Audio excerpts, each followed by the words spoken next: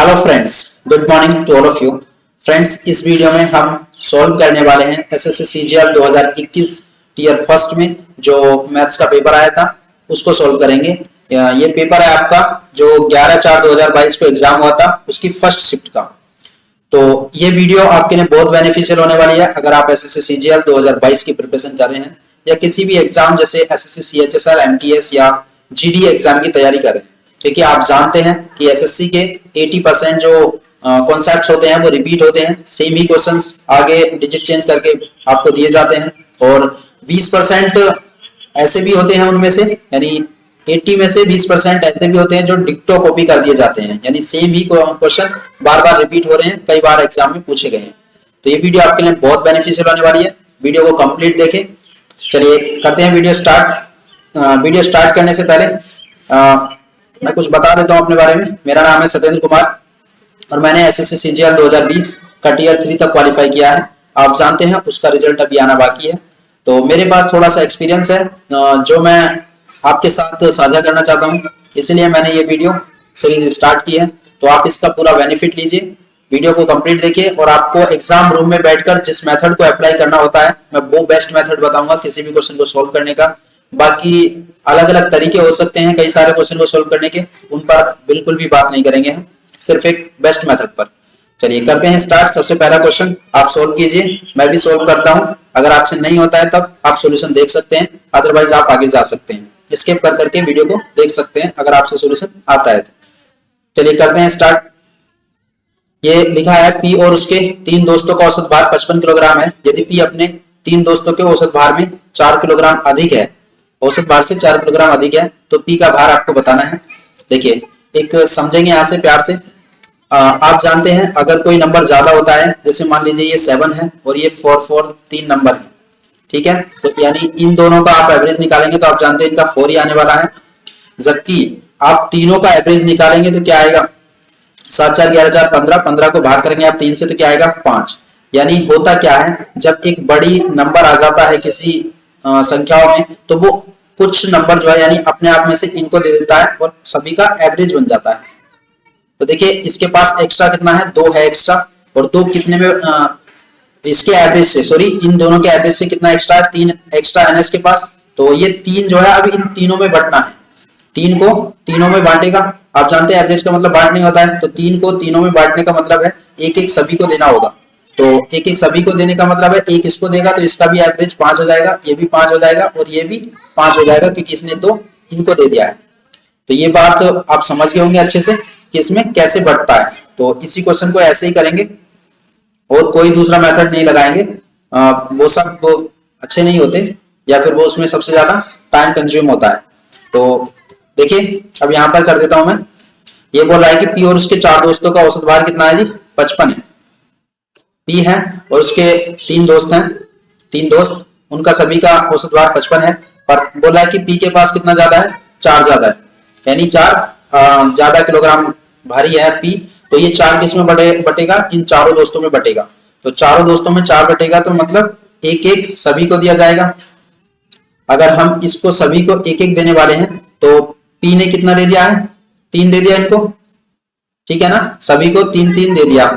यानी बात करी जाए तो बोल रहा है कि 55 किलोग्राम एवरेज है चारों का, पर पी ने इनको एक एक दिया था, तो इनको एक एक देने से पहले इनका एवरेज कितना था, 54 था ना। एक एक देने से पहले कितना एवरेज था, 54 था। अब बताइए 54 में 54 से 4 किलोग्राम ज्यादा है किसका, पी का भार, तो इसमें 4 ऐड कर देंगे आप, कितना हो जाएगा 58। तो ये एक प्रैक्टिकल मेथड है जो आपको यूज करना चाहिए। बाकी अलग अलग मेथड है उसको आप यूज कर सकते हैं।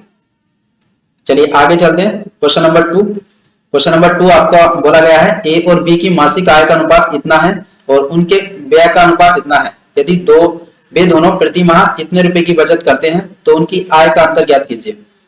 क्वेश्चन के करने के अलग अलग कॉन्सेप्ट है, फिर भी मैं बता देता हूं एक। देखिए आय दी है उनकी, आप जानते हैं आय में से अगर व्यय घटा दूंगा तो उनकी बचत आ जाएगी। तो मैं मान लेता हूं 11x उनकी ए की आय थी और 13x जो है वो बी की आय थी। अगर इसमें से आप बचत को घटा देते हैं 4000 और यहां से माइनस करेंगे 4000, तो ये क्या आ जाएगा आपका व्यय का रेशियो आ जाएगा। तो यहां से आप x की वैल्यू निकाल सकते हैं और उनके बीच का अंतर निकाल सकते हैं। पर मैं इस मेथड को यूज नहीं करूंगा एग्जाम रूम में बैठकर। मैं यूज करने वाला हूं एक न्यू मेथड, या फिर बोला जाए तो ये वाला मेथड। देखिए है यही सेम है, पर मैंने क्या किया है, इसको एक अरेंज कर लिया है एक वे में।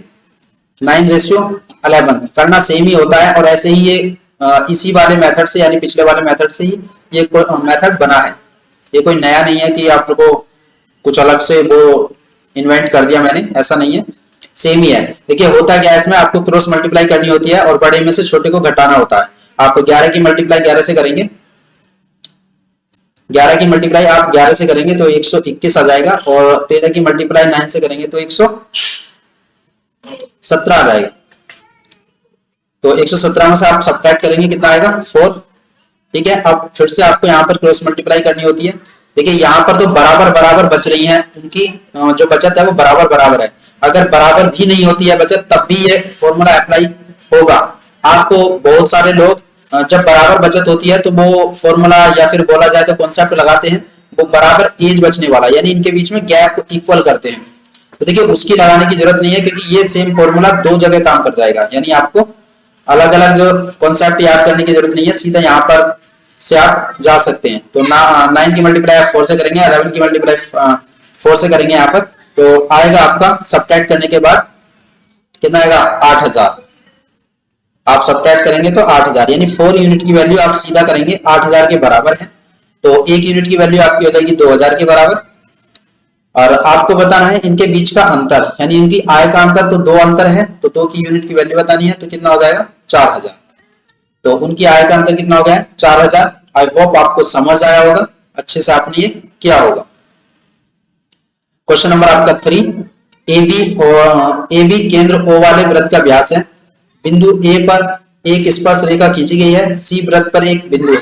देखिए हम एक वृत्त बना लेते हैं AB, और जिसका केंद्र क्या है O है। सॉरी ये वृत्त नहीं बना, कुछ और ही बन गया। हम वृत्त बनाएंगे यहाँ पर अच्छे से, थोड़ा सा गोल गोल बन गया। तो यानी इसमें दिया है आपका AB जो है वो क्या है, इसका व्यास है, AB व्यास है, और O जो है वृत्त का केंद्र है, O वृत्त का केंद्र है, AB व्यास है। बिंदु A पर एक स्पर्श रेखा,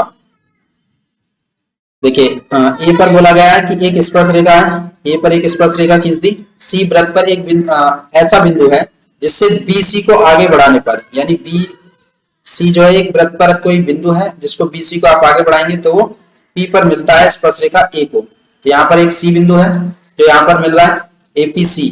आपको एंगल दिया है APC कितना 62 डिग्री, ये 62 डिग्री है, और आपसे लघुचाप AC की वैल्यू पूछी है, का मान बताना है आपको। तो आप जानते हैं लघुचाप AC का मतलब है कि वो कितना एंगल बनाती है सेंटर पर, यही तो निकालना होता है। तो आपको ये बताना है ये वाला एंगल, यानी AO यहाँ पर लगा लिख लेता हूँ, AOC आपको बताना है। तो आप कैसे बताएंगे, ये 62 है। तो अभी आप देखिए यहाँ से मैं एक लाइन खींच देता हूँ यहाँ के लिए, तो आपको दिख रहा होगा कि ACB जो है ये एक अर्धवृत्त में बना कोण बन गया है, यानी ये 90 डिग्री होगा, ये भी 90 डिग्री होगा। तो आपको ये वाला एंगल निकाल सकते हैं, कितना होगा, ये हो जाएगा यहाँ से 28 डिग्री। अभी ये 28 डिग्री है, देखिए कैसे आया है मैं बताता हूं। आगे अभी आपने ये थ्योरम भी पढ़ी होगी कि राइट एंगल ट्रायंगल होता है आपका अर्धवृत्त में बना कोण। और एक और थ्योरम होती है, देखिए अगर एक स्पर्श रेखा और एक कोण के बीच में जो एंगल बना होता है, जैसे ये एक स्पर्श रेखा है और ये कोण है ये वाली, यानी इसकी क्या है एक ज्या है या बोला जाए तो कोण है। तो इसके बीच में अगर थीटा एंगल बनता है तो ये वाला एंगल भी थीटा होता है, बराबर होते हैं दोनों एंगल। तो इस तरह से देखिए 28 डिग्री है तो ये वाला भी 28 डिग्री हो जाएगा एंगल। और ये अच्छे से जानते हैं आप, परिधि पर बना कोण केंद्र पर बने कोण का क्या होता है, आधा होता है। तो केंद्र पर कितना कोण बनेगा 56 डिग्री। कितना हो जाएगा आंसर 56 डिग्री, यानी फोर्थ ऑप्शन आपका राइट आंसर हो जाएगा। आगे चलते हैं। एलसीएम जो है वो महत्तम समवर्तक का यानी एचसीएफ का 56 गुना है, और उनके एचसीएफ और एलसीएम का योग जो है वो 1710 है। यदि दो संख्याओं में से एक संख्या 240 है तो दूसरी संख्या आपको बतानी है। देखिए आपको दिया है एलसीएम और एचसीएफ का रेशियो, एलसीएम अपॉन एचसीएफ जो है वो कितना है 56/1 ऐसे बोला जाए, यही तो दिया है ना। तो अभी आपको देखिए दोनों का योग दे रखा है कितना 1710, तो कितना हो गया 57 की वैल्यू कितनी दी है आपको 1710, यही दिया ना। अब एक की वैल्यू आपको निकालनी है यहाँ से, तो कितनी हो जाएगी 57 से आप भाग कर देंगे किसको 1710 को, तो कितनी बार चला जाएगा ये करीबन करीबन क्या एग्जैक्ट जाएगा आपका 30 बार, यानी एक यूनिट की वैल्यू 30 हो चुकी है। तो आपसे पूछा गया है कि यदि दो संख्याओं में से एक संख्या इतनी है तो दूसरी संख्या बताना है। अभी आप अच्छे से जानते होंगे कि एलसीएम मल्टीप्लाई अगर आप एचसीएफ से करते हैं तो वो इक्वल होता है आपके फर्स्ट नंबर और सेकंड नंबर की मल्टीप्लाई के। तो आपका एलसीएम क्या होने वाला है यहाँ से देखिए 56 मल्टीप्लाई आपका 30, ये एलसीएम हो जाएगा। अब एचसीएफ कितना हो जाएगा देखिए, एक में मल्टीप्लाई करूंगा 30 से तो ये आपका एचसीएफ हो जाएगा, क्योंकि 56 यूनिट की वैल्यू आपको निकालनी है, 56 में आप मल्टीप्लाई कर देंगे 30 से, और एक यूनिट की निकालनी है तो एक में 30 से। तो ये आपका हो गया एलसीएम मल्टीप्लाई एचसीएफ, और एक नंबर उसमें से अगर 240 है तो आपको दूसरा नंबर बताना है, मान लीजिए एक्स है, तो इसको इजीली आप कर लेंगे यहाँ पे 3 अट्ठे 24 और 8 सत्ते 56 7 या 21 210। आई होप आपको समझ आया होगा बहुत अच्छे से। चलिए आगे चलते हैं, क्वेश्चन नंबर आपका 5। क्वेश्चन नंबर 5 आपका डीआई का है, तो इसको सॉल्व करेंगे। दिया है बच्चों की शिक्षा और परिवहन और किराए पर खर्च की गई राशि कुल कमाई के कितने प्रतिशत है ये बताना है। आप इसको देखकर समझ गए होंगे, कुल कमाई उसकी 360 डिग्री है। कितना है 360 डिग्री है। तो हमें बताना है चाइल्ड एजुकेशन, चाइल्ड एजुकेशन पर 70 डिग्री और ट्रांसपोर्ट पर कितना डिग्री है 50 डिग्री, 7 5 12 यानी 120 हो गया। और रेंट पर कितना है, रेंट पर 60 डिग्री, 12 और 6 18 यानी 180 डिग्री खर्च कर रहा है किस पर, इन तीनों पर। तो इसका परसेंटेज बताना है आपको कुल से, तो कुल हमने नीचे रख लिया और अब इसको मल्टीप्लाई करेंगे तो आप कितना जाएगा, यानी सोल्व करेंगे तो 50% आपका राइट आंसर हो जाएगा, क्योंकि 5 ये हो जाएगा 18 दूनी 36 और 2 से ये 50। ठीक है, वेरी इजी। आगे चलिए क्वेश्चन नंबर 6। क्वेश्चन नंबर 6 में आपसे बोला गया है 140 और उससे अधिक अंक प्राप्त करने वाले छात्रों की कुल संख्या का 60 से 120 के बीच अंक प्राप्त करने वाले छात्रों की कुल संख्या से अनुपात आपको बताना है क्या होगा। तो ये भी बहुत आसान है, चाहे 140 से अधिक वाले कितने हैं, देखिए ये सब 140 से अधिक वाले हैं, तो ये कितने हो जाएंगे, इनको सम करना है आपको। ये हो जाएगा 60 70 7 4 11 यानी 110 हो गए। और आपको अनुपात बताना है 60 से 120 के बीच में, तो 60 से 120 के बीच में ये है, इन तीनों को सम करना है आपको। कितना हो जाएगा 5 2 7 और 6 4 10 3 13 यानी 110 रेशियो 137 आपका राइट आंसर हो जाएगा, ऑप्शन नंबर 4। चलिए आगे चलते हैं, क्वेश्चन नंबर आपका 7। क्वेश्चन नंबर आपका 7 है कि विभिन्न स्कूलों के कुछ विद्यार्थी ओलंपियाड परीक्षा में शामिल हुए और 20% लड़के और 15% लड़कियां परीक्षा में अनुत्तीर्ण हो गए। परीक्षा उत्तीर्ण करने वाले लड़कों की संख्या परीक्षा उत्तीर्ण करने वाली लड़की की संख्या से 70 अधिक थी, तो कुल 90 विद्यार्थी अनुत्तीर्ण हुए। परीक्षा में शामिल होने वाले विद्यार्थियों की संख्या ज्ञात करना है। देखिए इस क्वेश्चन को आप इक्वेशन बनाकर भी कर सकते हैं, पर मुझे इक्वेशन बनाने में बहुत टाइम लगने वाला है। आप जानते हैं इक्वेशन बनाकर सॉल्व करूंगा तो करीबन 2 से 2.5 मिनट लग जाएंगे। तो मैं इससे ट्राई करूंगा कि हिट एंड ट्रायल यानी कुछ अपनी तरफ से एज्यूम करूंगा और उसको ट्राई करूंगा। तो ऑप्शन उसमें बेस्ट मेथड होते हैं। ऑप्शन से देखिए आप या तो फर्स्ट वो ऑप्शन यूज करना चाहिए आपको कि जो आसान हो, यानी उसमें ज्यादा कैलकुलेशन ना हो। अगर आप कैलकुलेशन में फंस जाएंगे तो प्रॉब्लम हो सकती है। सबसे पहले देखिए आप 500 सबसे सिंपल दिख रहा है और 400 ये दोनों सिंपल दिख रहे हैं, तो हम दोनों में ट्राई करेंगे कि ये जो कंडीशन है वो सेटिस्फाई हो रही है या नहीं हो रही है। तो मैंने देखिए 400 को माना, सबसे पहले मान लीजिए 400 है तो मैंने मान लिया। एक बात तो पक्की है देखिए कि वो बोल रहा है कि जो आपकी परीक्षा में उत्तीर्ण वाले लड़कों की संख्या है, यानी 80% लोग लड़के जो है उत्तीर्ण हुए हैं, 20% तो क्या हो गए हैं फेल हो गए हैं ना, और 15% लड़कियां फेल हो गई हैं, 85% लड़कियां क्या हुई हैं उत्तीर्ण हुई हैं। फिर भी बोल रहा है कि लड़कों की संख्या अधिक है लड़कियों की संख्या से। तो आप जानते हैं लड़कों की संख्या वास्तव में ही अधिक होगी, यानी जो टोटल नंबर होगा बॉयज का वो ज्यादा होगा। तो बॉयज का आप टोटल नंबर यहां से मानेंगे तो 300 मान सकते हैं और 100 मान सकते हैं गर्ल्स का। तो 300 का आप 80% निकालेंगे, 8 के 24 यानी 240 हो जाएगा। आपसे बोला क्या है, अंतर बताना है, और इसका देखिए आप 85% निकालेंगे, 100 का तो 85 आएगा, और इनका अंतर करेंगे तो कितना आ रहा है, अंतर करेंगे तो आप कितना आ जाएगा यहाँ से, ये हो जाएगा आपका 155। तो 155 तो अंतर है नहीं, यानी ये कंडीशन सेटिस्फाई नहीं हुई। हम दूसरा ऑप्शन ट्राई करते हैं। दूसरा ऑप्शन आप ट्राई कीजिए। आपका दूसरा ऑप्शन है फर्स्ट ऑप्शन यानी 500। तो आप यहाँ पर देखिए अंतर रखना चाहेंगे यानी ज्यादा रखना चाहेंगे बॉयज को, तो बॉयज 300 मान लीजिए और गर्ल्स को 200। आप ट्राई करते हैं और देखते हैं हमारा आंसर आता है या नहीं आता है। तो अनुत्तीर्ण वाले देखिए टोटल जो है 90 है। हम पहले इसको कंडीशन को लगा लेते हैं। 20% लड़के अनुत्तीर्ण हुए हैं, तो 20% लड़के कितना हो जाएगा, 20% निकालेंगे आप 30 का, 300 का तो 60, और यहाँ से आप 15% निकालेंगे तो 30, यानी अनुत्तीर्ण लड़के कितने आ गए हैं, लड़के और लड़कियां 90 आ गए हैं, यानी बिल्कुल सही है हमारी कंडीशन। अब दूसरी कंडीशन और देख लेते हैं। दूसरी कंडीशन दी है कि उत्तीर्ण वाले जो लड़के हैं, उत्तीर्ण लड़के कितने हैं, 80% लड़के आपके जो है उत्तीर्ण हुए हैं, तो 80% निकालेंगे आप 300 का तो कितना हो जाएगा 240, और 15% लड़कियां अनुत्तीर्ण हैं, तो 15% अनुत्तीर्ण है तो 85% लड़कियां क्या है, उत्तीर्ण हैं। तो 85% निकालेंगे आप 200 का तो कितना हो जाएगा 170 हो जाएगा। तो यहां से आपको जो अंतर मिलेगा वो कितना मिल रहा है, 70 मिल रहा है ना, तो ये आपका आंसर सही हो जाएगा ऑप्शन नंबर 1। इस मेथड से जाइए, आप बहुत कम समय में जल्दी जल्दी क्वेश्चन को सॉल्व कर लेंगे। अदरवाइज तो आप इक्वेशन बनाकर कर सकते हैं, मैं इक्वेशन बनाकर भी आपको बता देता हूं कैसे करेंगे आप।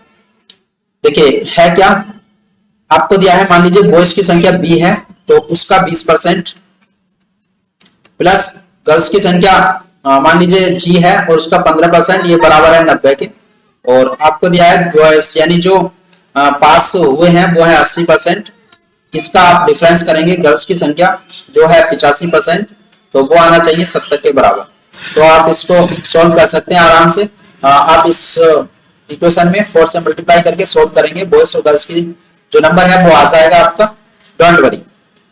पर आप जानते हैं वहां पर स्पीड का कितना रोल होता है, अगर आप कुछ सेकंड बचा पाते हैं तो आप कई लोगों से आगे चले जाते हैं। सिंप्लीफिकेशन का क्वेश्चन है, बहुत ही आराम से सोल्व कीजिए, क्योंकि सिंप्लीफिकेशन के क्वेश्चन ये तो छोटा है पर बहुत बड़े बड़े आते हैं। अगर आप एक बार में सही कर लेते हैं तो बहुत अच्छी बात है, उसी में करना चाहिए हमको, अदरवाइज तो आपको ट्राई नहीं करना चाहिए दोबारा से। सिंप्लीफिकेशन में बहुत टाइम लगता है, एक बार करो पर धीरे धीरे करो। ठीक है, यहाँ से आप इसको ट्राई करेंगे तो ये नीचे आ जाएगा 56, यानी डिवाइड करना है तो ये मल्टीप्लाई, यहाँ से 7 से ये 8 बार चला जाएगा, और ये हो जाएगा 3, यानी ये हो जाएगा 372/8 माइनस 3, 8 के 24, आप इसमें से 24 सब्ट्रैक्ट कर देंगे तो कितना हो जाएगा, ये हो जाएगा 324 करते हैं तो 30 40 8 48, 348/8। तो ये आपका आंसर हो जाएगा। यहाँ से 8 चौक 32, 32 के बाद 24 28 बचेगा, 8 के 24 और 1/2 हो जाएगा, 4/8 1/2, यानी आपका आंसर हो जाएगा ऑप्शन नंबर 2। ठीक है, आगे चलते हैं। मैं आपकी सुविधा के लिए बार बार वीडियो हटा देता हूं, कभी लगा देता हूं, जिससे कि आपको कंटेंट विजिबल हो।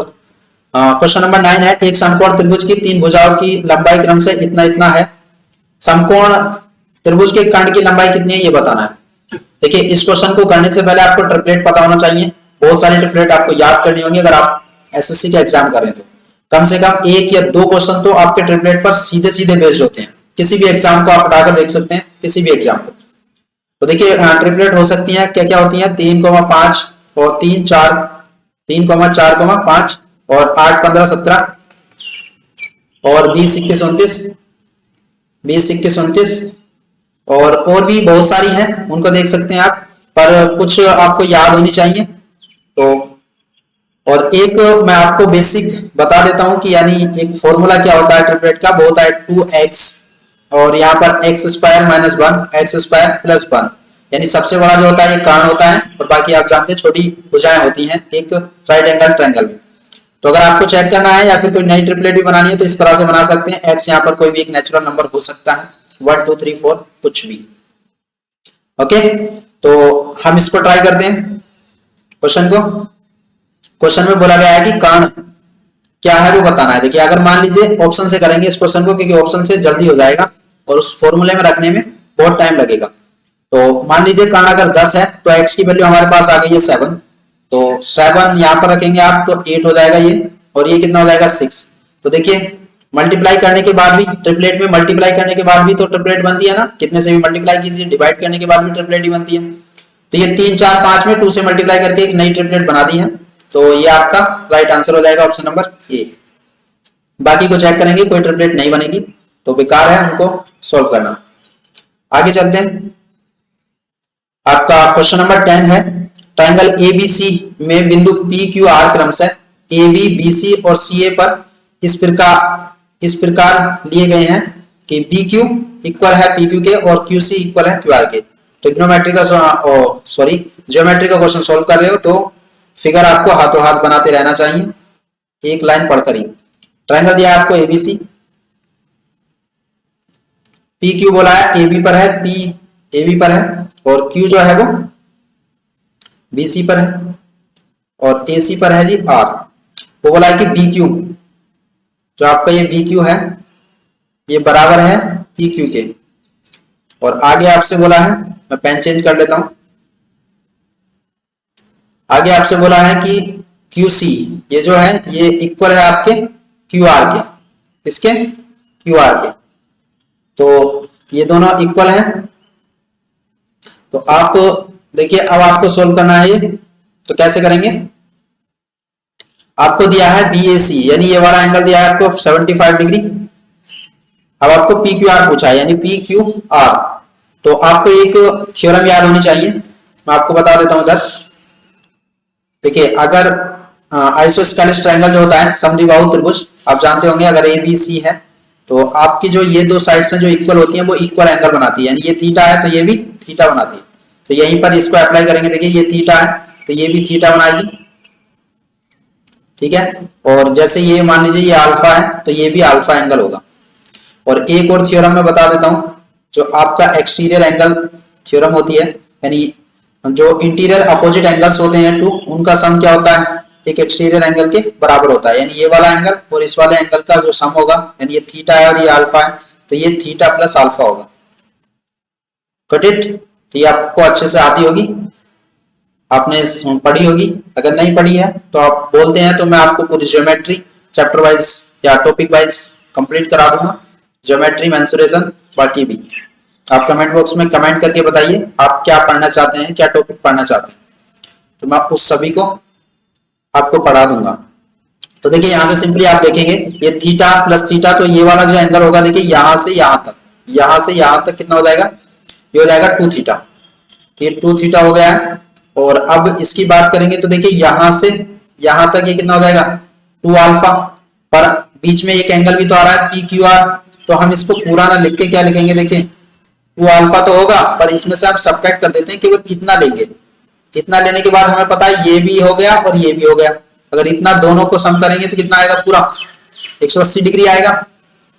तो यहां से मैं माइनस कर देता हूं एंगल PQR, ठीक है।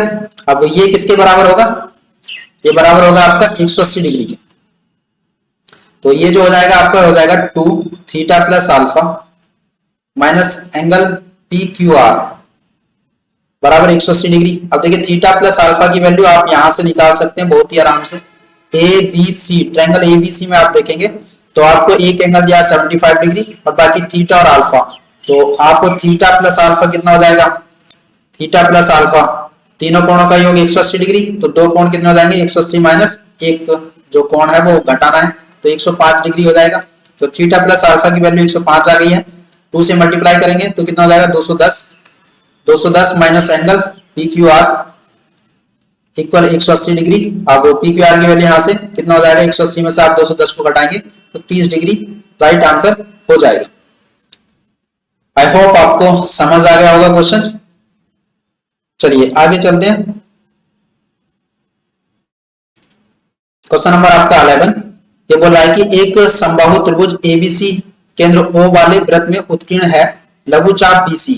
क्या बोला, एक समबाहु त्रिभुज है जो केंद्र O वाले वृत्त में उत्कीर्ण है, एक केंद्र O वाला वृत्त है उसमें एक ट्रायंगल बना है आपका ABC जो कि एक समबाहु त्रिभुज है।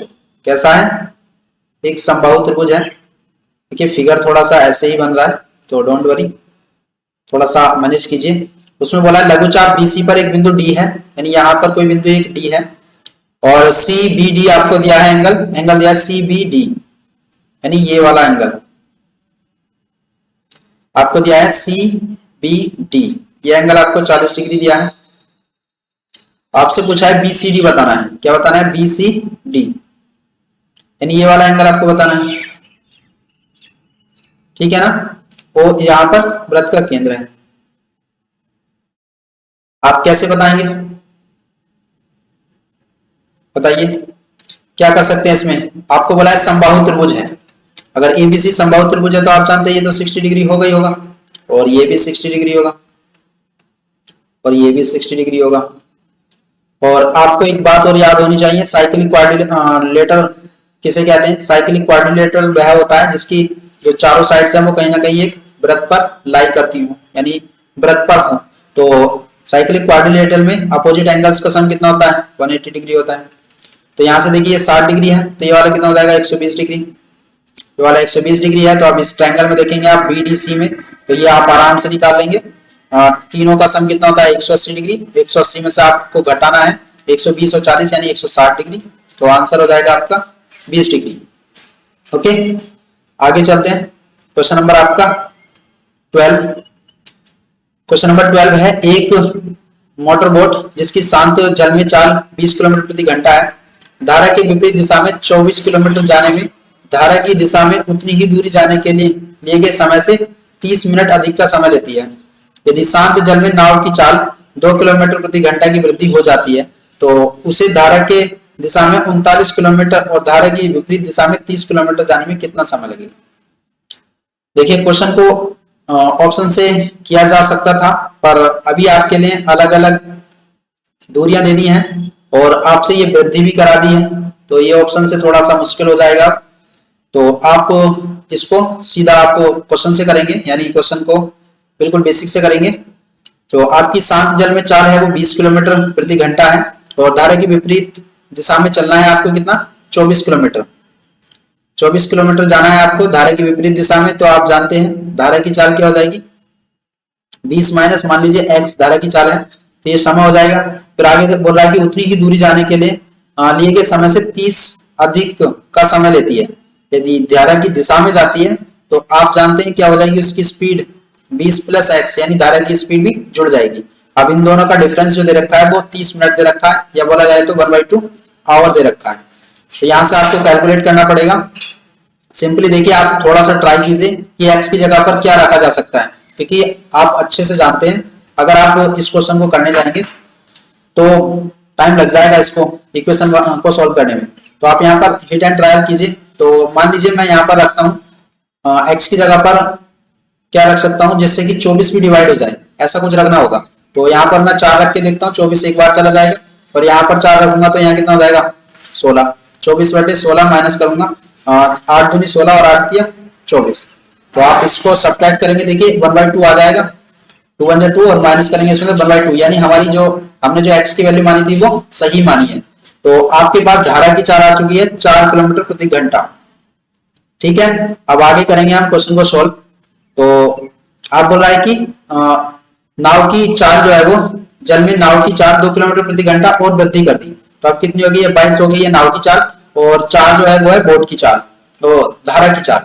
तो धारा की दिशा में जाना है 39 किलोमीटर, 39 किलोमीटर जाना है धारा की दिशा में, तो ऐड कर लेंगे आप इसको भी, 26 हो जाएगा कुल चाल। तो ये समय हो गया। प्लस करना है आपको 30 किलोमीटर जाना है विपरीत दिशा में, तो विपरीत दिशा में जाएंगे तो कितना हो जाएगा? 18।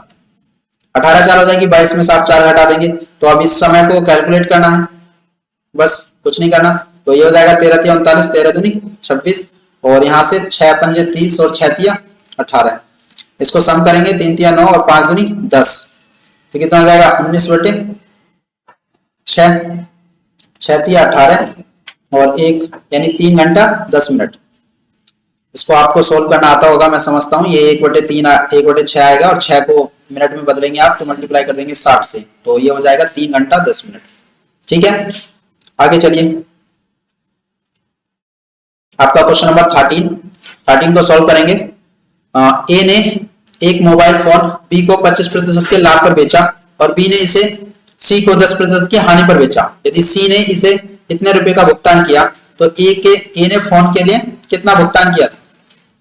देखिए जब भी इसमें सक्सेसिव वाला चलता है, यानी सक्सेसिव आपको पता होता है सक्सेसिव का मीनिंग होता है कि एक कुछ परसेंटेज चेंज किया एक नंबर में, फिर कुछ और परसेंटेज चेंज किया, फिर उसके बाद कुछ और चेंज किया, तो उसमें आपको एक तो फॉर्मूला ये होता है आपका ए प्लस, यानी जो भी परसेंटेज चेंज कर रहे हो बी प्लस ए इंटू बी अपॉन 100। तो ये 2 बार के लिए आप निकाल सकते हैं। अगर आपका नंबर सक्सेसिव आपको कुछ करना है उसमें, यानी परसेंटेज इंक्रीज करना है डिक्रीज करना है, तो ये लगा सकते हो आप। यहाँ पर प्लस माइनस होता है आप जानते हैं। अब अगर एक दूसरा मेथड होता है कि आपको रेशियो लगा के भी सक्सेसिव निकाल सकते हैं आराम से, तो आपको कहां पर रेशियो लगाना है और कहां पर ये लगाना है वो आपको अच्छे से आना चाहिए। यहाँ पर बहुत अच्छे से जो काम कर सकता है तो रेशियो करेगा, क्योंकि रेशियो में आपको दिया है ए ने एक मोबाइल फोन को बी को 25% के लाभ पर बेचा। तो मान लीजिए ए ने उसको ए रुपए में खरीदा था, 25% के लाभ पर बेच दिया, तो 25% का फ्रैक्शन क्या होता है 1/4, तो 5/4 में बेच दिया होगा, यानी 1 का लाभ हुआ। और आगे देखिए बी ने इसे सी को 10% की हानि पर बेच दिया, तो यानी 9 में बेच दिया होगा, 10 का खरीदा है। तो इसका फ्रैक्शन में बना के हाथों हाथ कर रहा हूं। तो बोला यदि सी ने इसके लिए इतना का भुगतान किया, तो सी का भुगतान क्या है, देखिए ये जो ऊपर वाली टर्म आई है ये सी का भुगतान है, या कहा जाए तो सीधा सीधा ये भुगतान जो है वो अब सी के बराबर हो जाएगा। तो ऊपर वाला जो भुगतान है वो सी के भुगतान के बराबर है। तो ए ने फोन के लिए कितना भुगतान किया था ये बताना है आपको। तो ए ने कितना भुगतान किया था, देखिए यहां से अब मैंने ये पूरी इक्वेशन बना दिया है, वरना आपको समझाने की जरूरत नहीं है। ये जो ऊपर वाला है ये एक सी के लिए जो लास्ट वाला होता है, यानी जो बाद में आपका विक्रय मूल्य होगा वो है, और नीचे जो है वो इनिशियल है। तो यहां से भी आप बना सकते हैं।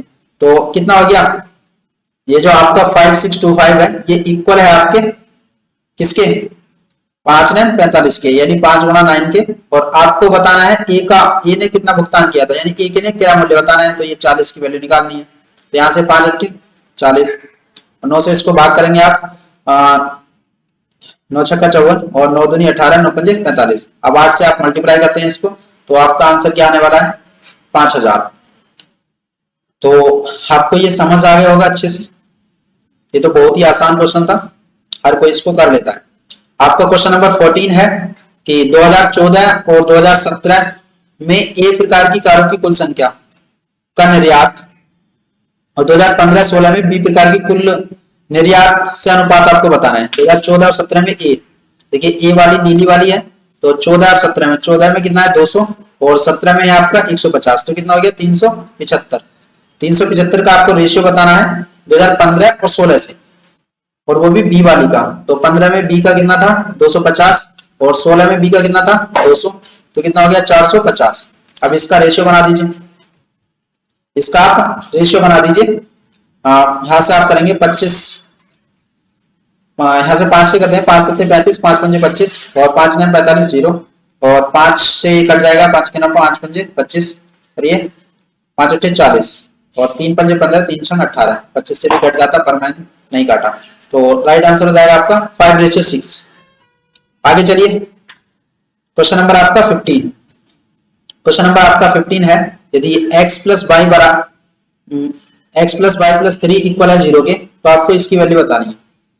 देखिए ये x cube plus y cube और माइनस का 9xy दे रखा है, आप कैसे कर सकते हैं इसको, सिंपली इसका क्यूब कीजिए, कुछ नहीं करना है। x प्लस वाई इक्वल में माइनस का 3, अब इनका दोनों साइडों का क्यूब कर दीजिए, इधर भी आप क्यूब करेंगे इसका, तो ये हो जाएगा x cube plus y cube plus, आप जानते हैं यहाँ पर 3xy आने वाला है, और यहाँ पर आएगा x प्लस वाई यानी पूरी ब्रैकेट। तो इसकी वैल्यू कितनी है x प्लस वाई की -3, तो उसकी जगह पर वैल्यू रख देते हैं, और ये हो जाएगा माइनस का 27। आप इसको सॉल्व करेंगे आप, x cube plus y cube minus का 9xy, तो आपको दिख रहा है ये टर्म आ चुकी है। आपको चाहिए इसकी वैल्यू, तो आपको इसकी वैल्यू निकालने के लिए क्या करेंगे, -27 में प्लस करेंगे 9, तो आपका आंसर हो जाएगा माइनस का 18। ऑप्शन नंबर 4 राइट आंसर हो जाएगा। चलिए क्वेश्चन नंबर आपका 16 है। यहाँ पर क्वेश्चन आपको बहुत ही आसान दिया है, ट्रिग्नोमेट्री का क्वेश्चन है। सिर्फ आपको क्या करना है, आप जानते हैं जो साइन 23 और कॉस 67 है, एक फॉर्मूला आपको अच्छे से आता होगा कि जो sec होता है वो sec 90 माइनस थीटा जो है वो इक्वल होता है कोसेक थीटा के। ठीक है, तो यही यहाँ पर अप्लाई करने होंगे, ट्रिग्नोमेट्रिक रेशियो को आपको यहाँ पर अप्लाई करना है और सिंपली आपको आंसर कर लेना है। कीजिए, देखिए सबसे पहले आपको दिया है sin 23 और sin 67, तो क्या ये चेंज होकर कट सकते हैं? साइन कोस में चेंज होता है ना, तो देखिए ये भी कट जाएंगे, कट सकते हैं क्या? साइन चेंज होगा कोस में और कोस वो भी आएगा 67, तो यहां से 1 यहां से हो जाएगा। देखिए साइन हो जाएगा कोसेक में चेंज, तो यहां से भी 1 आ जाएगा और यहां से ये cos 23। देखिए सही से देखा जाए तो यहाँ पर ये बन रहा है, देखिए काटना नहीं है आपको, क्योंकि नीचे अगर देखिए cos आ भी गया तो cos 67 हो जाएगा, cos 67 इंटू cos 67 यानी cos स्क्वायर 67, और यहाँ पर आप चेंज करेंगे तो ये हो जाएगा आपका sin square 67, sin square 67। cos को भी आप sin में कर लीजिए और आप जानते हैं sin square plus cos square क्या होता है? 1 के बराबर, तो इन दोनों की जो वैल्यू हो जाएगी वो 1 हो जाएगी। और काटेंगे, देखिए यहाँ पर ये sin 38 डिग्री है, ये sec है आपका, ये कोसेक में चेंज हो जाएगा, तो क्या होगा यहाँ पर sin 38 और कोसेक 38 आएगा, तो उसको हम नीचे sin 38 कर लेंगे और ये एक दूसरे से डिवाइड हो जाएंगे, तो यहाँ से एक वैल्यू बन जाएगी और देखिए यहाँ से भी एक दूसरे से कैंसिल आउट हो जाएंगे, तो ऊपर से जो टर्म से वैल्यू आएगी वो 3 आएगी और नीचे कोसेक को आप चेंज करेंगे तो sec हो जाएगा, ये sec हो जाएगा sec square 70 minus tan square 70, तो इसकी वैल्यू क्या होती है? 1 होती है, तो आपका आंसर हो जाएगा ऑप्शन नंबर 2 3। करेक्ट। तो ये तो बहुत ही आसान क्वेश्चन था, आपने भी कर लिया होगा। क्वेश्चन नंबर आपका 17 है, ए एक काम को 16 दिन में पूरा कर सकता है और बी उसी को 17 दिन में पूरा कर सकता है। उन्होंने 4 दिन तक एक साथ मिलकर काम किया, फिर ए चला गया, बी ने शेष काम पूरा किया, तो काम को पूरा समाप्त करने के लिए बी ने कुल कितने दिनों तक काम किया ये बताना है आपको। ए कितने दिन में करता है? ए करता है 16 दिन में, बी करता है उसको 12 दिन। तो आप जानते हैं टोटल वर्क क्या होता है, जितने दिन में कार्य करता है उनका हम एलसीएम मान लेते हैं, वो होता नहीं है। मान लिया हमने तो कितना आ जाएगा 48, एलसीएम हो गया इनका। तो इफिशियंसी क्या हो जाएगी? टोटल वर्क जितना है उसको कितने दिन में काम कर रहा है उससे डिवाइड कर देंगे तो इफिशियंसी, और 12 चौक 48, इसकी इफिशियंसी 3 आ चुकी है, यानी इसकी क्षमता 3 यूनिट काम करता है एक दिन में और ये 4 यूनिट काम करता है एक दिन में। तो वो बोला याद है उन्होंने 4 दिनों तक एक साथ काम किया, 4 दिन तक तो एक साथ काम किया, 7 यूनिट की उनकी क्षमता थी दोनों की, 4 दिन तक किया, तो 7 चौक 28 काम कर लिया। बचा कितना है? देखिए 20 अभी बचा है, तो 20 काम उन्हें अभी करना बाकी है। तो बी देखिए बी ने शेष काम अकेले पूरा किया, यानी एक चला गया, बी ने पूरा किया, तो बी की एफिशिएंसी क्या है? 4, तो 4 यूनिट से ये करेगा 20 काम को, तो कितने दिन ले लेगा? 5 दिन। 5 दिन किया, तो काम को पूरा समाप्त करने के लिए बी ने कुल कितने दिन तक काम किया? देखिए बी ने 5 दिन यहाँ भी किया और 4 दिन पहले भी किया, तो कितने दिन काम किया? टोटल 9 डेज, टोटल 9 डेज उसने काम किया।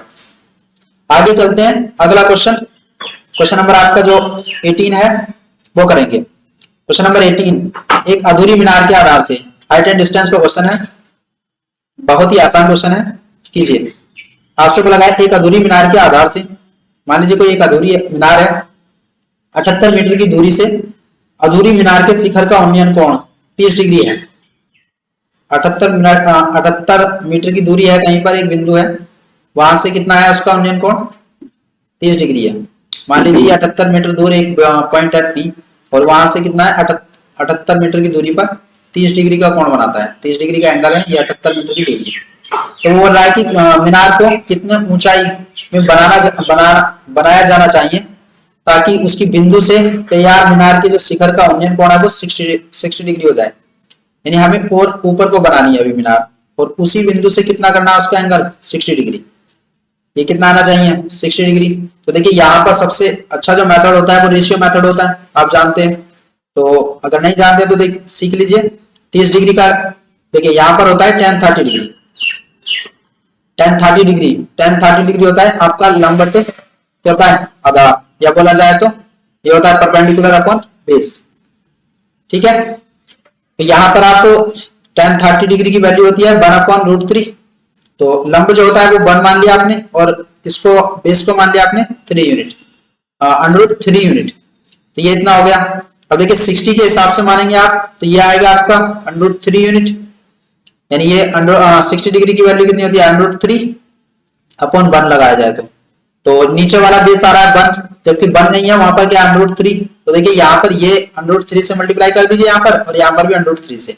तो यहाँ पर कितना हो जाएगा, ये आपका जो हाइपोटेनस है वो 60 डिग्री के हिसाब से हो जाएगा 30 डिग्री का। कितने का हो जाएगा, और 3 का। अंडर 3 के अंडर 3 से मल्टीप्लाई करेंगे तो आप यहाँ से यहाँ तक की जो डिस्टेंस हो जाएगी वो, या ऊंचाई बोला तो 3 हो जाएगी। तो आपको जो दिया है देखिए 78 डिग्री, 78 जो दिया है वो दिया है आपको अंडर 3 की वैल्यू। आपसे पूछे कितनी ऊंची और बनाया जाए, तो कितनी ऊंची और बनानी है, देखिए 1 तो बन चुकी है, आपको 2 यूनिट और बनानी है, तो 2 यूनिट की आपको वैल्यू बतानी है। तो आप सिंपली इसको सॉल्व करेंगे तो कितना हो जाएगा, ये मल्टीप्लाई कर दीजिए यहाँ पर अंडर 3 से, ऊपर भी अंडर 3 से, और ये 3 से, देखिए 3 बन जाएगा, 3 से इसको भाग करेंगे 3 दूनी 6, 3 6 18 और 26 दूनी 52, यानी राइट आंसर हो जाएगा आपका option number 4, 52√3। Okay, I hope आपको समझ आ गया होगा। चलिए आगे चलते हैं। क्वेश्चन नंबर आपका 19, एक वस्तु का मूल्य ₹400 है। फेस्टिवल सेल के दौरान कंपनी 10% के डिस्काउंट कूपन के साथ वस्तु के नियत मूल्य पर X% की छूट प्रदान करती है। पहले 10% का डिस्काउंट भी देती है और X% की छूट भी प्रदान कर रही है। जो आपका फेस्टिवल सेल है उसमें सेल की छूट और छूट कूपन दोनों का उपयोग करने के बाद वस्तु इतने रुपए में मिलती है, यानी मूल्य इतना रुपए रह जाता है, तो X का मान बताना है, यानी X कितने प्रतिशत की छूट और दे रहा है ये बताना है। तो आप सिंपली देखिए डिस्काउंट का मीनिंग क्या होता है, 10%, 10% का फ्रैक्शन करोगे 1/10, यानी 10 रुपए की अगर उसका मार्क प्राइस था तो 1 रुपए की उसको आपको छूट मिल गई, यानी 9 में बेच देगा। तो सिंपली यहां से देखिए ये तो हो जाएगा 9/10, 10% डिस्काउंट कूपन लगाने के बाद क्या हो जाएगा उसका मूल्य 9/10 हो जाएगा 400 का। तो ये करेंगे आप कितना हो जाएगा 360, तो 360 मूल्य हो चुका है। अब देखिए एक छूट दी गई X% की, उसके बाद बेच देगा 216 में, तो कितनी की छूट दी गई 216, यहां से आप सब्ट्रैक्ट करेंगे तो ये हो जाएगा आपका 144 यानी 144 की आपको छूट दी गई है, 144 रुपए की छूट दी गई आपको कितने पर 360 रुपए पर। मल्टीप्लाई करेंगे आप 100 से तो X की वैल्यू आ जाएगी आपकी 1 0 से 1 0 खत्म, और यहाँ पर ये हो जाएगा 36 चौका 144, तो राइट आंसर हो जाएगा आपका 40, यानी 40% की छूट दी गई थी, X की वैल्यू 40। चलिए आपका क्वेश्चन नंबर 20 है, 8 सेंटीमीटर भुजा वाले एक ठोस घन को 16 सेंटीमीटर लंबाई, 8 सेंटीमीटर चौड़ाई और 15 सेंटीमीटर ऊंचाई वाले एक आयताकार कंटेनर में गिराया जाता है जो आंशिक रूप से पानी से भरा हुआ है। यदि घन की पूरी तरह से डूबा हुआ है, यानी घन जो है पूरी तरह से उस कंटेनर में डूबा हुआ है, तो जल स्तर कितना ऊपर सेंटीमीटर उठेगा। घन है वो 8 सेंटीमीटर भुजा वाला है, उसका आयतन आप जानते हैं, उसमें डुबाएंगे आप किसी कंटेनर में तो उसका जो आयतन होगा वो बराबर होगा जो आपका ये कंटेनर है उसके जो आयतन के, यानी उसके उस आयतन के जो उसका बढ़ने वाला है ऊपर। जैसे उसमें डालेंगे तो उतना ही उसका आयतन ऊपर बढ़ जाएगा ना। तो घन का आयतन कितना होने वाला है 8 × 8 × 8, आप जानते हैं भुजा का क्यूब। मैंने इसलिए लिखा है 8 क्योंकि इससे कैलकुलेशन में आसानी होगी, वरना तो मैं 512 भी लिख सकता था। तो आगे देखिए आपको जो लंबाई दी है वो इतनी दी है, चौड़ाई दी है 16 सेंटीमीटर लंबाई है, 8 सेंटीमीटर चौड़ाई है। तो अब ऊंचाई जो बनेगी वो बनेगी उसको गिरने के बाद, तो कितनी ऊंचाई बनती है h, वो मैं यहाँ से h की वैल्यू निकाल लूंगा। 8 से ये वाला 8 खत्म, या 8 से 2 बार खत्म, और 2 से ये 4 बार, तो कितनी ऊंचाई बढ़ जाएगी उसकी 4 सेंटीमीटर पानी का स्तर बढ़ जाएगा। समझ आ गया होगा आपको। क्वेश्चन नंबर 21, इसमें बोला है कि सुबह 6 बजे से सुबह 8 बजे के बीच गुजरने वाली कारों की संख्या का सुबह 9 बजे से 11 बजे के बीच गुजरने वाली संख्या का अनुपात बताना है। 6 से 8 के बीच देखिए कितनी गुजरती हैं 175, और 9 से 11 के बीच, 9 से 11 के बीच कितनी है ये हो जाएंगी 210, तो इनका ही रेशियो बताना है। तो 7 से भाग कीजिए इसको, 7 दूनी 14, 7 पंजे 35 और 7 के 21 हो गया, 5 पंजे 25, 5 छम 30। आंसर हो गया आपका ऑप्शन नंबर 2। ठीक है, आगे चलिए। क्वेश्चन नंबर आपका 22, वह सबसे बड़ी संख्या इतना ज्ञात कीजिए जो 3 से विभाज्य है लेकिन 9 से विभाज्य नहीं है। तो 3 से विभाज्य है लेकिन 9 से विभाज्य नहीं है, ये बताना है। तो 3 से विभाज्य होने के लिए आप जानते हैं उसका जो डिजिटल सम है वो 3 से विभाजित होना चाहिए, और 9 से नहीं विभाजित होने के लिए 9 से विभाजित आपका नहीं होना चाहिए। अगर 9 से विभाजित हो जाता है तो वो विभाजित होगी। और क्या ऐसी संख्या बतानी है सबसे बड़ी संख्या, तो हम डिजिटल सम करेंगे और आंसर करने की कोशिश करेंगे। तो यहाँ से देखिए तो आपका 8 2 10 और 8 18 यानी 9 से विभाजित हो गया, खत्म। ऐसे चेक करते हो ना, और ये 9 है खुद में, खत्म। और ये 6 3 9 यानी ये 9 से विभाजित है, तो ये आंसर नहीं होगा। यहाँ पर करेंगे 7 3 10 8 18, ये 9 खत्म।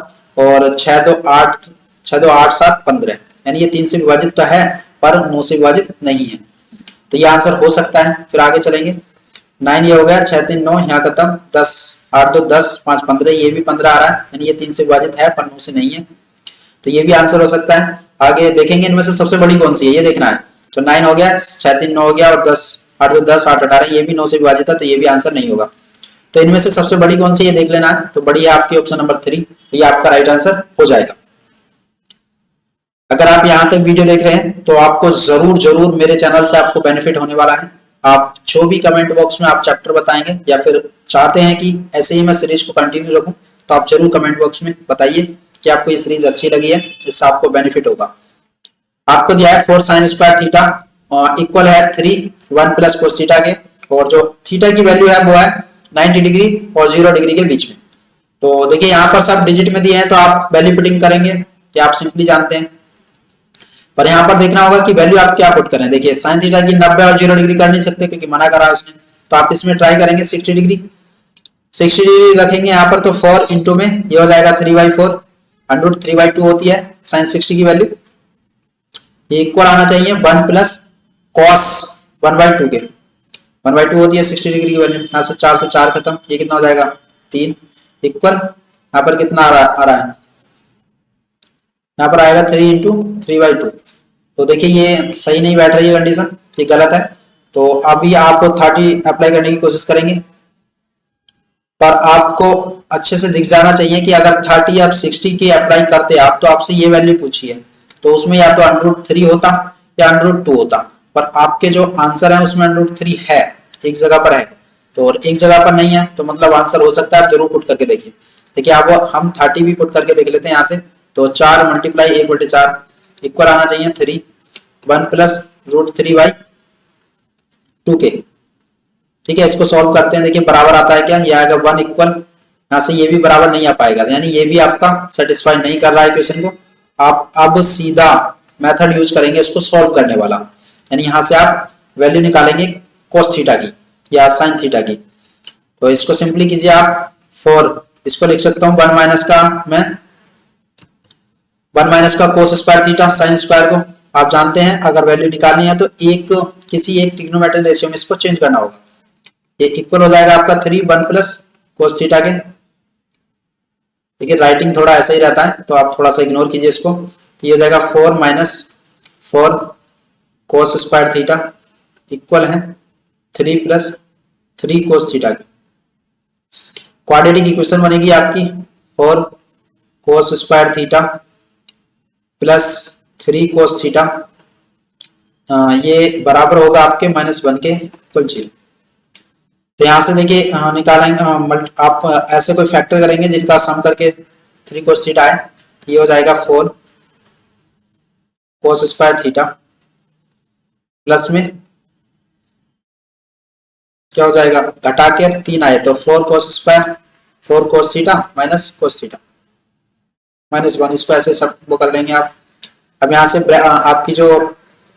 आपकी जो ब्रैकेट्स बनेंगी या फिर बोला जाए जो फैक्टर बनेंगे इसके, तो वो जाएगा 4 कोस थीटा आप कॉमन लेंगे यहाँ से, ये बनेगा 1 प्लस ये बनेगा कोस थीटा प्लस 1, यहाँ से -1 कॉमन लेंगे आप, तो कोस थीटा प्लस 1 इक्वल 0।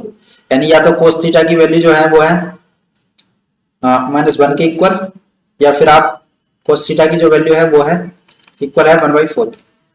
तो कोस थीटा आप जानते हैं क्या होता है, आपका आधारवर्ती कर्ण या फिर बेस अपॉन हाइपोटेनस।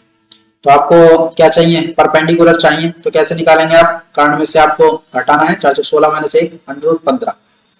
तो √15 क्या हो जाएगा आपका, ये हो जाएगा आपका लंब या फिर बोला जाए हाइपोटेन्यूस। तो अब इसमें आप फिल करेंगे आराम से, तब आपका आंसर आ पाएगा। तो 2 मल्टीप्लाई, तो आपकी ये क्या होता है, लंब बटे आधार होता है, यानी √15 बटे आधार कितना है 1 है, तो ये हो जाएगा 2√15। अब इसमें प्लस करना है आपको 4 साइन थीटा। साइन थीटा होता है लंब बटे कर्ण यानी √15 बटे 4। 4 से ये 4 कट जाएगा,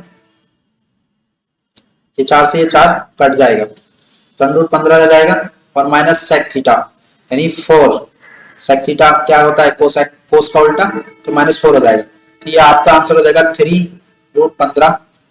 ऐड कर लेंगे ना आप, यहाँ से 2 और 1 3 हो जाएगा, माइनस का 4। तो राइट आंसर हो जाएगा ऑप्शन नंबर 2। तो देखिए मैंने भी सेम क्वेश्चन को उसी तरह से करा जैसे आप एग्जाम रूम में बैठकर करते। तो ये क्वेश्चन जरूर टाइम कंज्यूमिंग था। अगर आप थोड़े से तेजी से करते कि हाँ मैं इसमें वैल्यू पुटिंग करके नहीं देखता 30 की या फिर 60 की, तो भी फंस सकते थे, क्योंकि हो सकता है इसमें 30 या 60 की वैल्यू पुट हो जाती।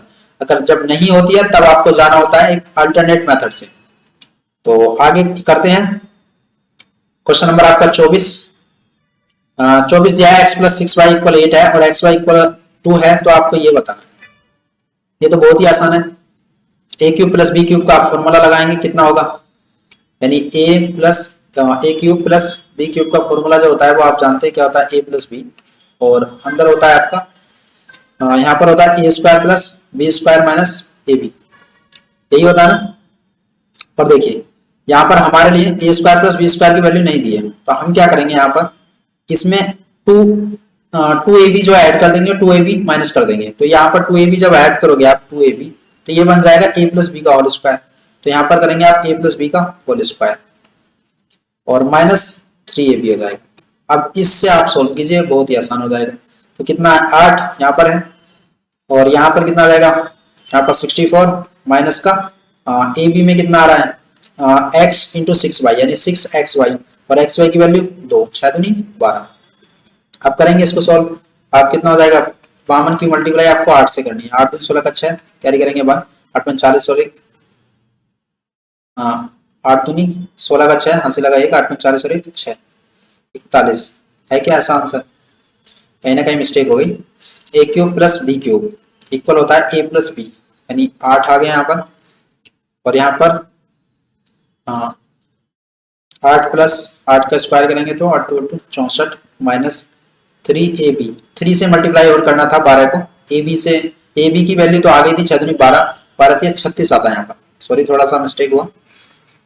36 यहाँ से सब्ट्रैक्ट करना है इसमें से, तो ये हो जाएगा 8 और यहाँ पर 28। तो 8 की मल्टीप्लाई आपको 28 से करनी है, 8 64 का 4 6, 16 6 22, 16 6 22। तो आपका आंसर हो जाएगा ऑप्शन नंबर 2। ठीक है, थोड़ा सा मिस्टेक हो गई, sorry for that. Question number आपका 24 है, कोई राशि वार्षिक रूप से चक्रवृद्धि होने पर 10% वार्षिक ब्याज दर पर 4 वर्ष के लिए जमा की जाती है। 2 वर्ष के अंत में और 4 वर्ष के अंत में मिलने वाले ब्याज के बीच का अंतर इतना है, वह राशि ज्ञात कीजिए। देखिए आपको 2 वर्ष के अंत में ब्याज पूछा है और 4 वर्ष के अंत में जो ब्याज है उन दोनों का अंतर दे रखा है। देखिए अगर 10% की अगर किसी की ब्याज राशि है तो आपको जानते हैं 2 वर्ष के लिए अगर आपको रिजल्टेंट निकालना हो तो कितना आ जाता है, 10 + 10 रखते हैं आप ऐसे, यहाँ पर ये हटा दीजिए। देखिए रिजल्टेंट सीधा परसेंटेज में निकालना हो तो आप ऐसे निकालते हैं ना, बाकी तो और भी ट्री मेथड है, पर वो बहुत ज्यादा कॉम्प्लिकेटेड हो जाएगा इस क्वेश्चन को सोल्व करने के लिए। 10 + 10 10 × 10 अपन 100 ऐसे करेंगे तो कितना आने वाला है, ये 21 आ गया। 2 साल के लिए 21 आता है, तो अगले 2 साल के लिए भी 21% ही आएगा। ठीक है, अब इन चारों साल के लिए कितना आएगा, इन दोनों का हम एक साथ करके निकाल लेते हैं। तो 21 + 21 और प्लस में करेंगे आप 21 × 21/100। अब 4 साल के लिए सीधा परसेंटेज हो जाएगा, तो कितना आएगा 42 प्लस यह आएगा 441, तो कितना आ रहा है 46.41%। अब आपको मिल गया है, ये 4 साल के बाद सीधा ब्याज होगा अगर 10% की दर है तो, और 2 साल के बाद कितना होगा 21%। तो इन दोनों का अंतर कितना है, यहां से निकालिए आप, कितना है 25.41%। तो उसी की वैल्यू दी है आपको, वो उसी की क्या दी है ये वैल्यू, देखिए आपको दिख रहा होगा ये 10% का रिजल्टेंट 21% हो जाएगा, और 21 का आप निकालेंगे तो यहाँ से ये हो जाएगा आपका 46.41%। तो इनका जो अंतर आएगा वो आएगा 25.41%। तो 25.41% की वैल्यू वो दी है आपको, वो आपको फाइंड आउट करनी है 100% की वैल्यू, यानी जो आपकी राशि है वो ज्ञात करनी है 25.41। तो 25.41 की वैल्यू 25.41% की वैल्यू आपको दी है 5082। 1% की वैल्यू आप ऐसे निकालते होंगे 5082 अपॉन 25.41, मल्टीप्लाई में 100 करेंगे आप। अब इसको सिंपली आपको क्या करना है, सोल्व करना है। आप कीजिए सोल्व यहाँ से, ये कितनी बार चला जाएगा, ये 2 बार जा रहा है सीधा। कितना आंसर हो जाएगा, 20,000। राइट आंसर हो जाएगा आपका ऑप्शन नंबर ए 1। तो आपने कंप्लीट वीडियो देखी होगी और मैं आशा करता हूं कि आपको सीखने को बहुत सारा कुछ मिला होगा यहाँ से। तो अगर आपको वीडियो अच्छी लगी है और आप ऐसी ही वीडियो चाहते हैं आगे सारी शिफ्टों के मैं सॉल्यूशन कराऊं, तो चैनल को सब्सक्राइब कीजिए, फ्रेंड के साथ शेयर कीजिए, ताकि मैं भी मोटिवेटेड रहूं और आगे मैं मेहनत आपके लिए करता रहूं। Thank you for watching. मिलते हैं अगली वीडियो में, तब तक के लिए बाय बाय।